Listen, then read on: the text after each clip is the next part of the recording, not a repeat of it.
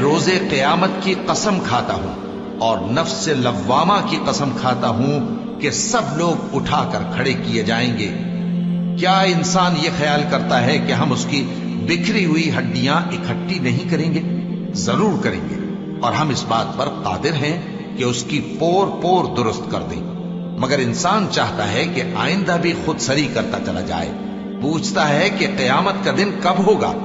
سو جب آنکھیں چندھیا جائیں اور چاند گہنا جائے اور سورج اور چاند جمع کر دیے جائیں، اس دن انسان کہے گا کہ کہاں ہے بھاگنے کی جگہ؟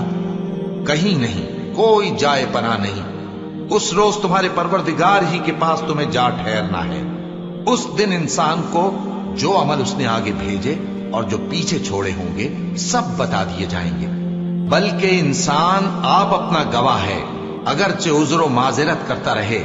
اور اے پیغمبر صلی اللہ علیہ وآلہ وسلم، وحی کے پڑھنے کے لیے اپنی زبان کو تیز تیز حرکت نہ دیا کرو کہ اس کو جلد سیکھ لو۔ اس کا جمع کرنا اور پڑھانا ہمارے ذمے ہے۔ سو جب ہم اسے پڑھا کریں تو تم اس کو سنا کرو اور پھر اسی طرح پڑھا کرو۔ پھر اس کے معانی کا بیان بھی ہمارے ذمے ہے۔ مگر لوگو، تم دنیا کو دوست رکھتے ہو اور آخرت کو چھوڑے دیتے ہو۔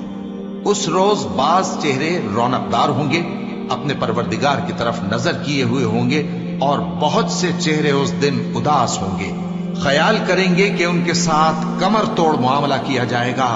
ہاں، جب جان گلے تک پہنچ جائے اور لوگ کہنے لگیں اس وقت کون جھاڑ پھونک کرنے والا ہے، اور اس جاں بلب نے سمجھا کہ اب جدائی کا وقت ہے اور پنڈلی سے پنڈلی لپٹ جائے، اس دن تجھ کو اپنے پروردگار کی طرف کھینچے چلے چلنا ہے۔ پھر ایسے مغرور نے نہ تو پیغمبر صلی اللہ علیہ وآلہ وسلم کو سچا جانا اور نہ نماز پڑھی، لیکن جھٹلایا اور منہ پھیر لیا، پھر اپنے گھر والوں کے پاس اکڑتا ہوا چل دیا۔